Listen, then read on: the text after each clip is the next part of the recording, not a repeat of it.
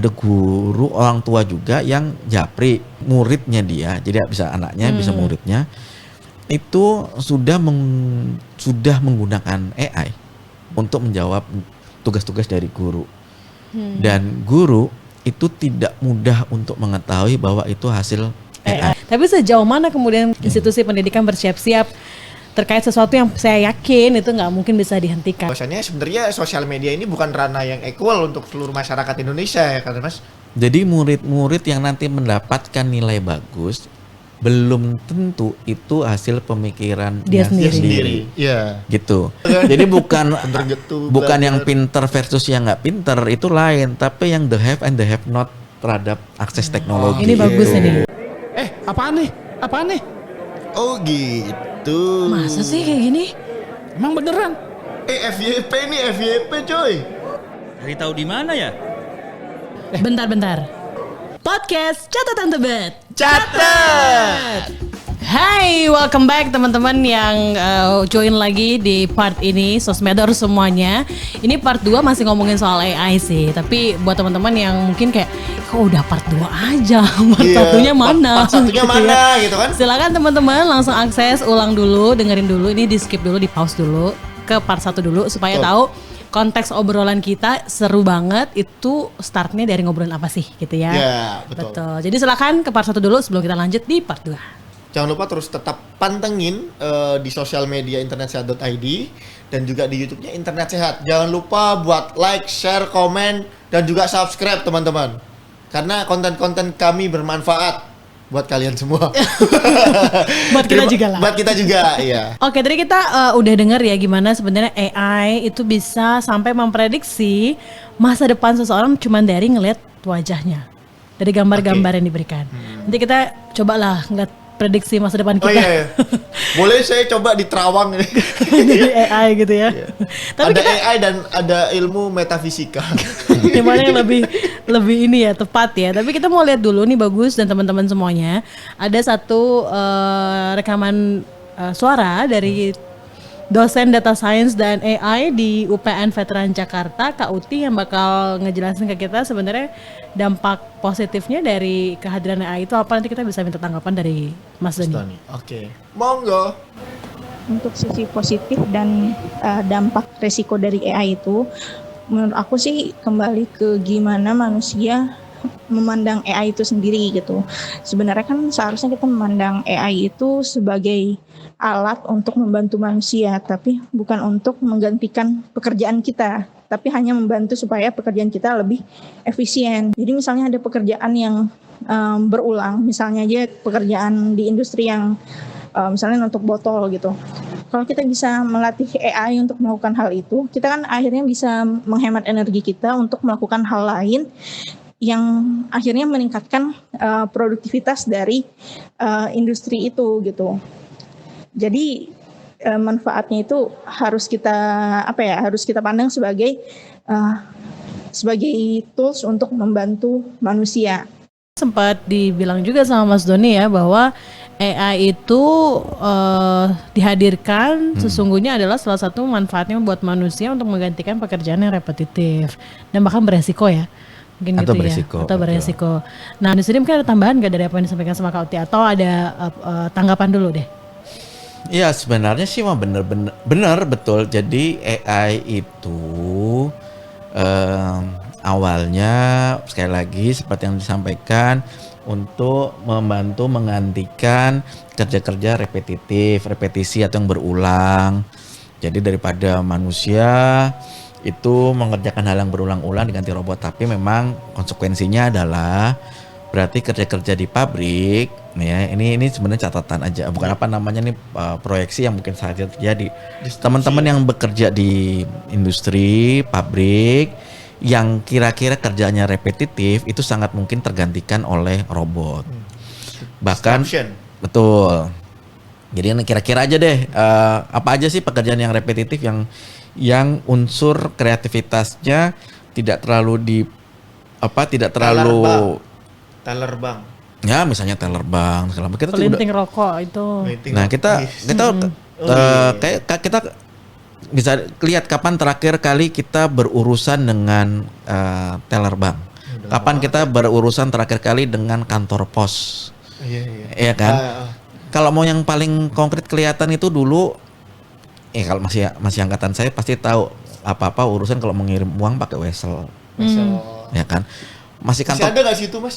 Itu masih ada sebagai produk pos kayaknya ya. Oh, iya. Nah, saya harus nanya sama Tapi emang iya sih. Mas Saya Nezar seumur Patria hidup, itu Mas, di di pos. usia yang hampir 27 tahun ini ke kantor pos cuman tidak lebih dari 3 kali. Ya, betul kan? Karena emang nggak banyak sih berhubungan untuk mengirim pesan lewat sana. Iya, jadi kantor pos kita tahu yang kerasa banget susah sekarang cari kantor pos.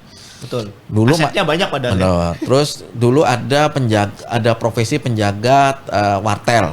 Iya. Betul, CS saya dulu itu. Betul. Iya. CS saya apa? CS. Oh, CS. Sahabat dulu. Iya. Minta Yang diskonan. bisa SLJJ itu ya, Mas, ya? SLJJ, SLI, Oh iya.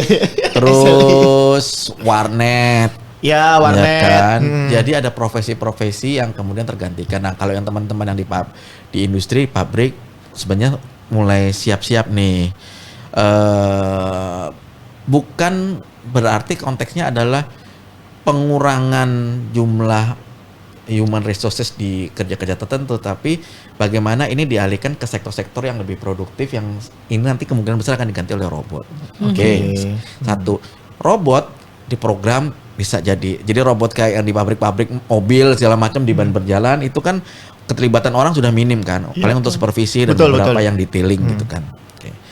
Terus begitu robot ini diberikan kemampuan AI, dia bisa memprediksi, bisa mengkalkulasi, bisa melihat perkembangan zaman segala macam.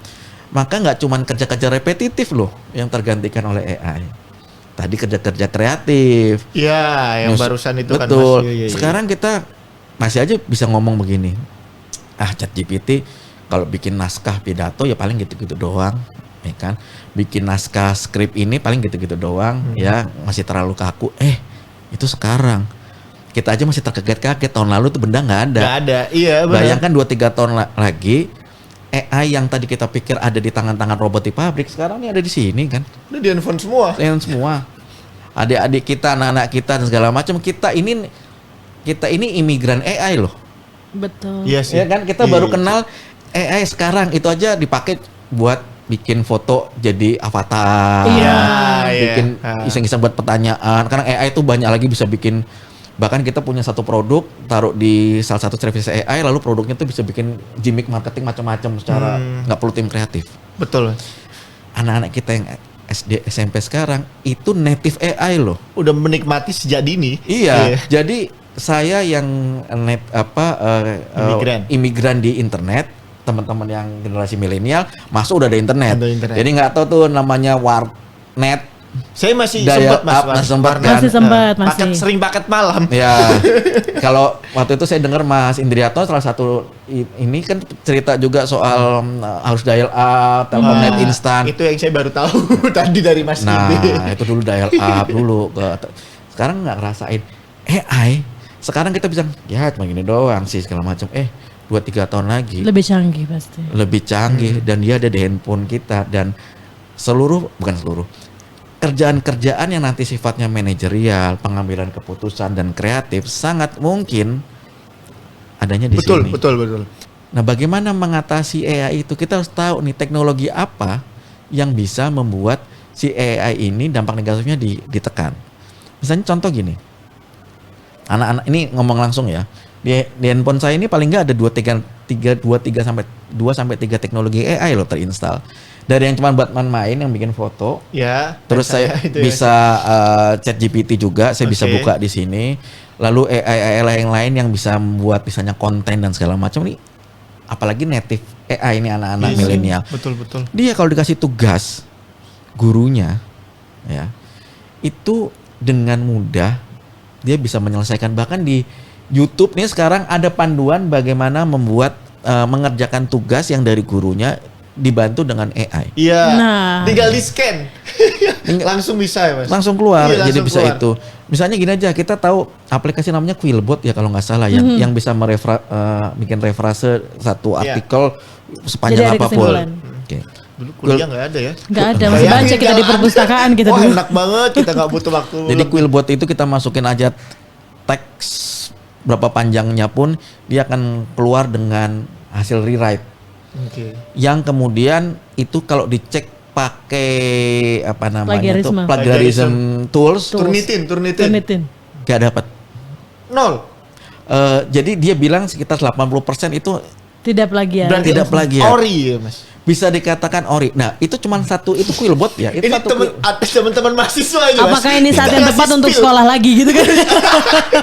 Oh iya, Belum boleh juga diatur sih. kan ya? Iya, iya, iya. Itu jadi Iya. apalagi sekarang ada Grammarly kalau yang bahasa Inggris. Iya, Betul, betul. Ada Grammarly. Itu bantu banget ya. Jadi saya pasang Grammarly, taruh di browser ataupun di MS Word misalnya gitu, ketik, kemudian dia rapiin, kemudian taruh di Quillbot, dirapiin lagi dan segala macam, ditambah jadi satu betul.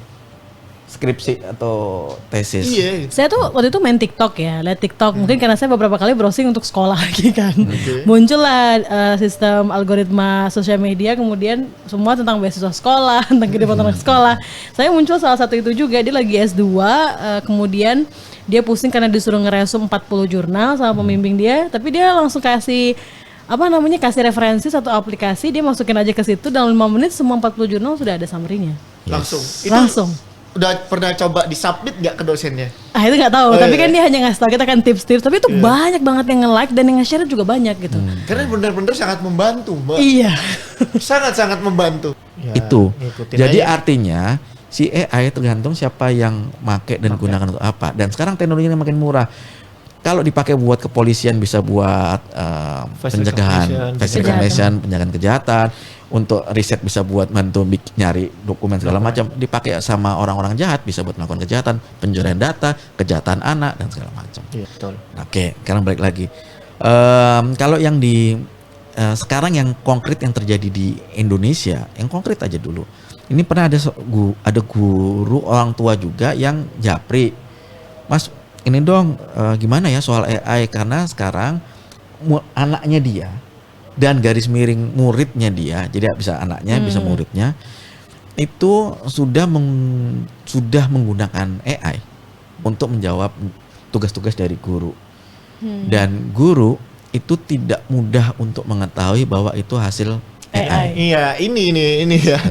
Sebenarnya agak dilema ya. Iya. Saya dulu pernah sempat ngobrol gini beberapa tahun lalu sama teman-teman saya ketika ngobrol sama teman-teman pelosok gitu yang berkali-kali gagal tes TOEFL, Mas. Hanya untuk mereka padahal pengen sekolah. Tujuan mereka sekolah adalah untuk membangun daerahnya.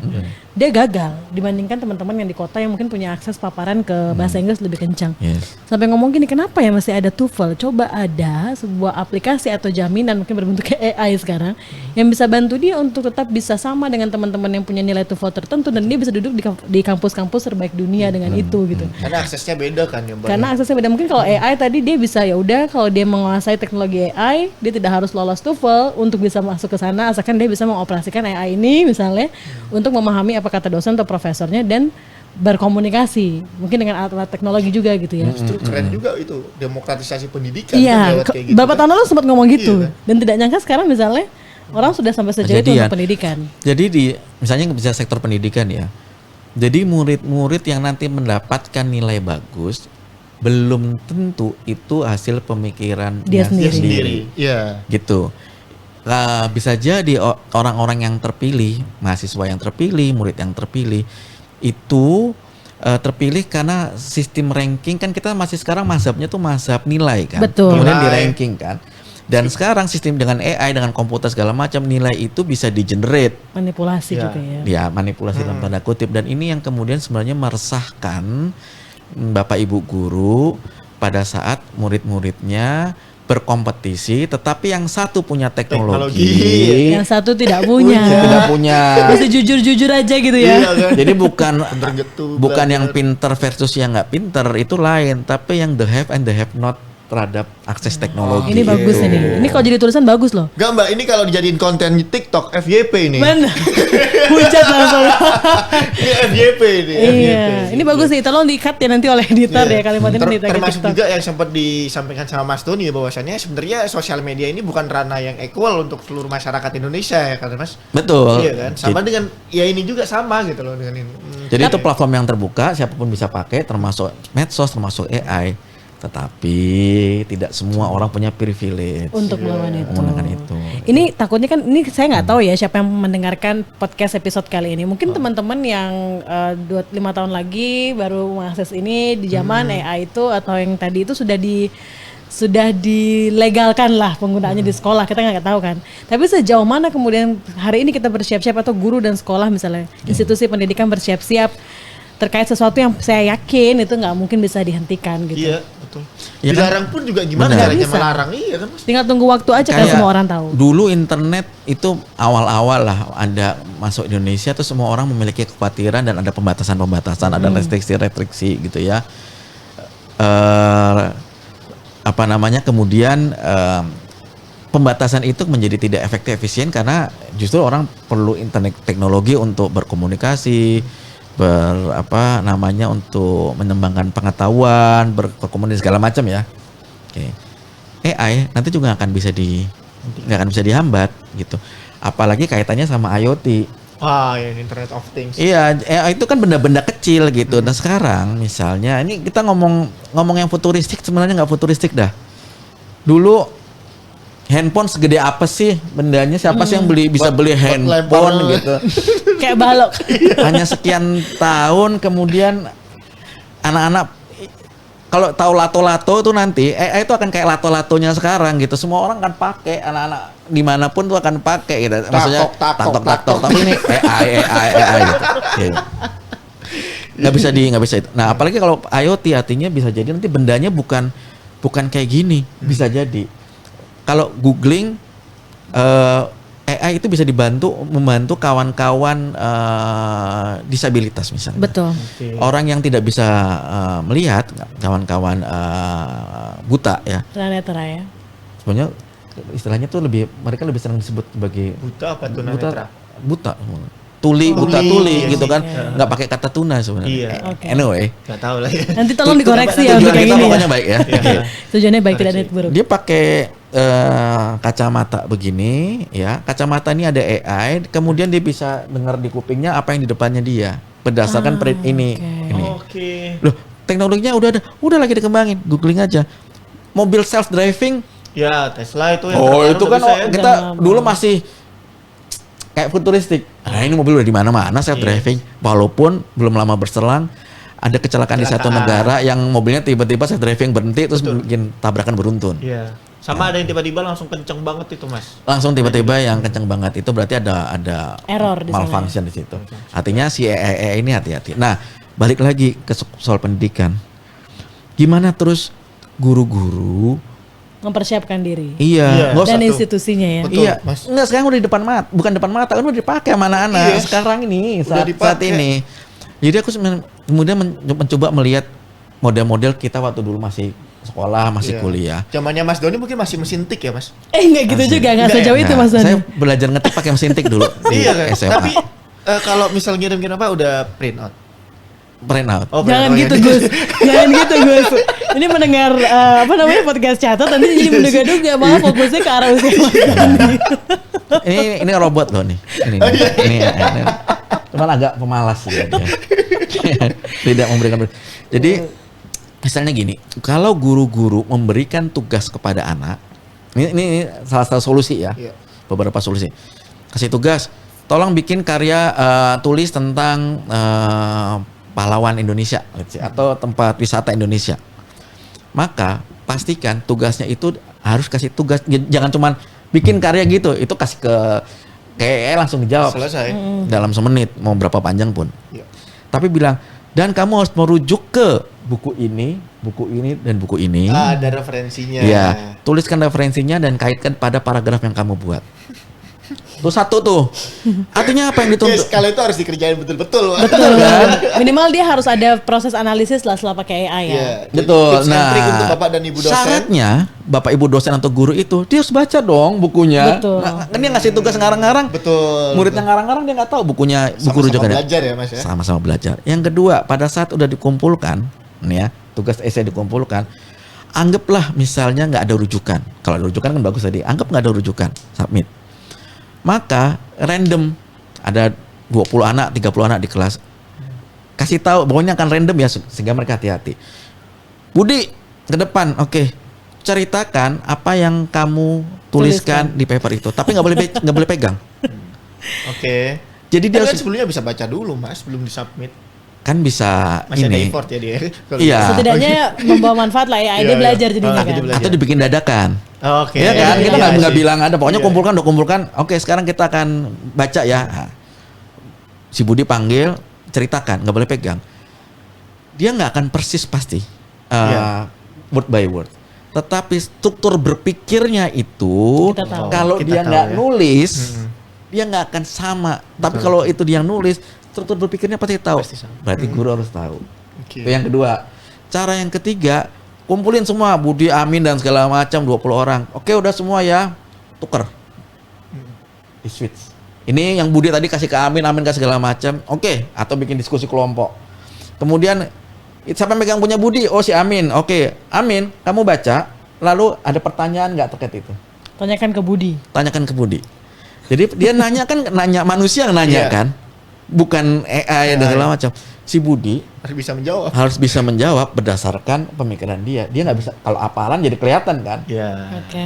Atau misalnya dia justru nggak nulis, bisa jadi. Nah, artinya bagaimana melawan kecerdasan buatan ini, kecerdasan artifisial ini, manusia harus bisa lebih cerdas. Kita tuh melawan atau beradaptasi jadi Mas Doni. Kalau beradaptasi bukan melawan, Mbak. Kita berarti kalah. Makanya Kalau aku tanya sama Mas kan- Doni, kita lebih baik menggunakan frase Ini. melawan atau beradaptasi Iya. Mas Doni. Sebenarnya survival the fittest. Oke, Ah, survival. berarti Itu beradaptasi istilahnya. Sebenarnya ya. Sebenarnya dari zaman apa itu? Yang gede itu dinosaurus. Oh, dia Ya, gua yang nggak- gede lagi Mas. Ingat ya, yang paling bertahan, makhluk paling bertahan di seluruh dunia sejak zaman dinosaurus dan kehancuran dan segala macam itu adalah kecoa. Oh iya Mas. Googling. Itu makanya saya benci Cockroach. banget dengan Kecoa. kecoa.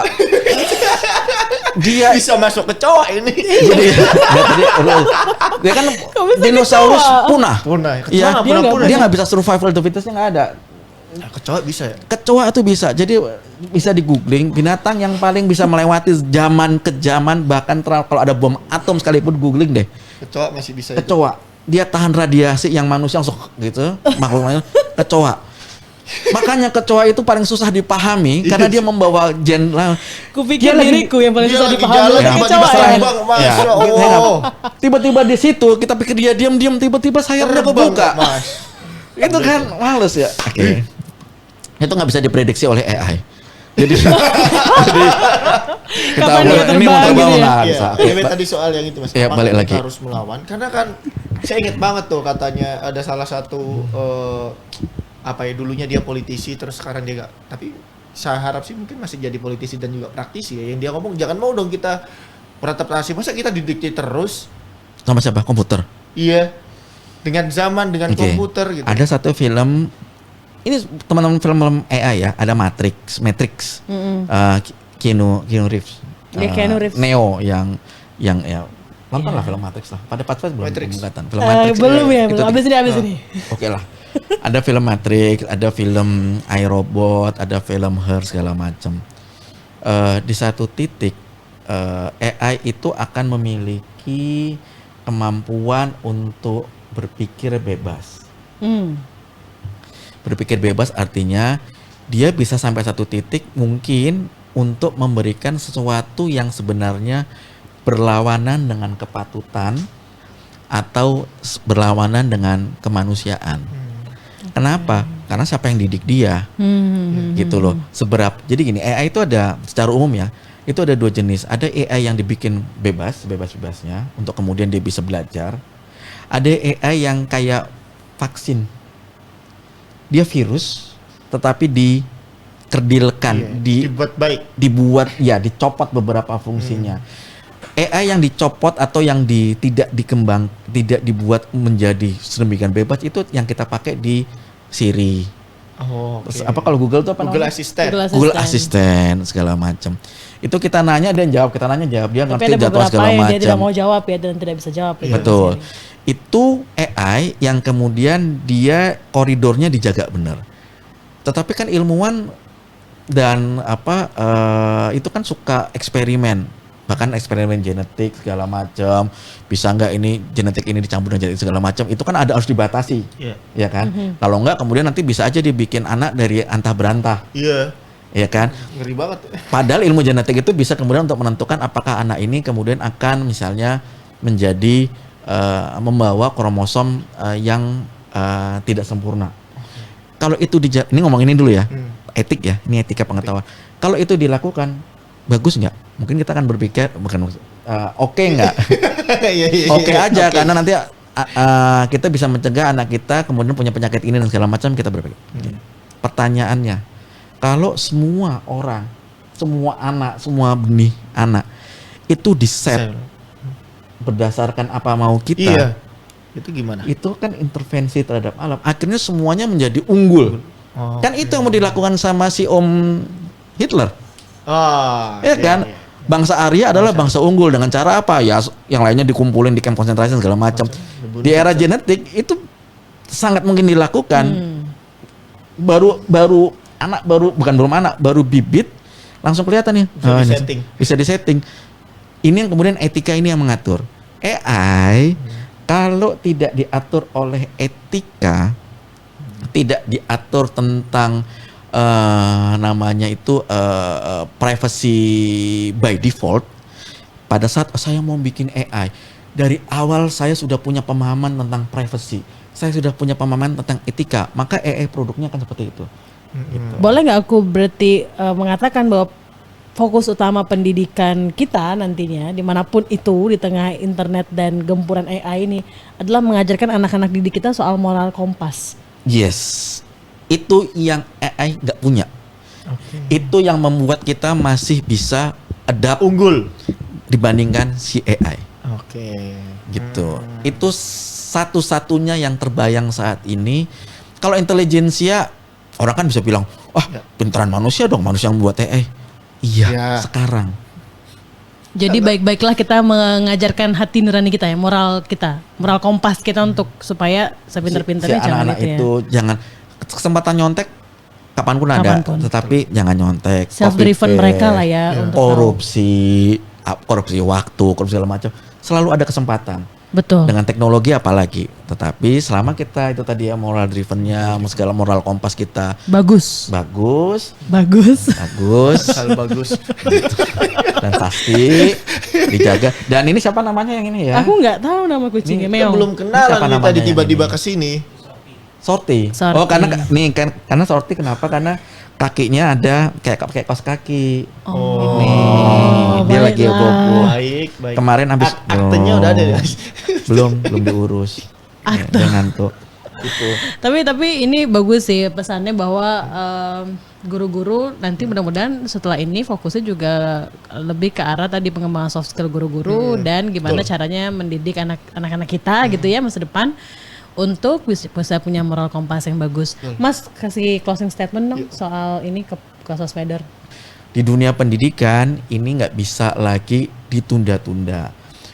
Guru harus tahu AI, bukan berarti harus ngerti programming, bukan harus ngerti namanya itu ya, Mas, ya? machine learning, nggak usah gitu. Tetapi dia tahu bahwa biar bagaimanapun hasil pemikiran AI kalau diimbangi atau kalau mau disandingkan dengan pemikiran manusia, moral, kompas segala macam tadi, itu si AI itu tetap aja ada di bawah kita. Tapi kalau kita cuma jadi user, kita cuma seneng mengkonsumsi AI, nanti kejadian kayak di film Matrix, di film Her, di Black Mirror segala macam, ya kita akan ditundukkan oleh AI di satu titik. Bahkan yang membuat AI sendiri udah ada loh, AI yang bisa membuat AI sendiri. bahasa pemrograman untuk membuat bahasa pemrograman sendiri yang orang nggak ngerti ini bahasa pemrograman apa dan langsung di shutdown. Terima kasih Mas Doni. Thank you Mas Doni. Terima kasih ya. Terima kasih juga Kawan-kawan, Sosmeder Mas yang Bagus. sudah dengerin podcast ini sampai akhir baik di Spotify, di YouTube. Ingat-ingat kalau punya ilmu itu dibagi ke yang lainnya. Supaya nanti lebih banyak membawa manfaat. Jadi monggo digunakan jempolnya untuk share ke temennya, keluarganya, musuhnya, mantannya, mungkin untuk buka chattingan baru gitu ya boleh aja gitu ya. Biar jadi bahan. Dan ingat follow terus Instagram kita di @internetsehat.id. dan juga YouTube kita di Internet Sehat.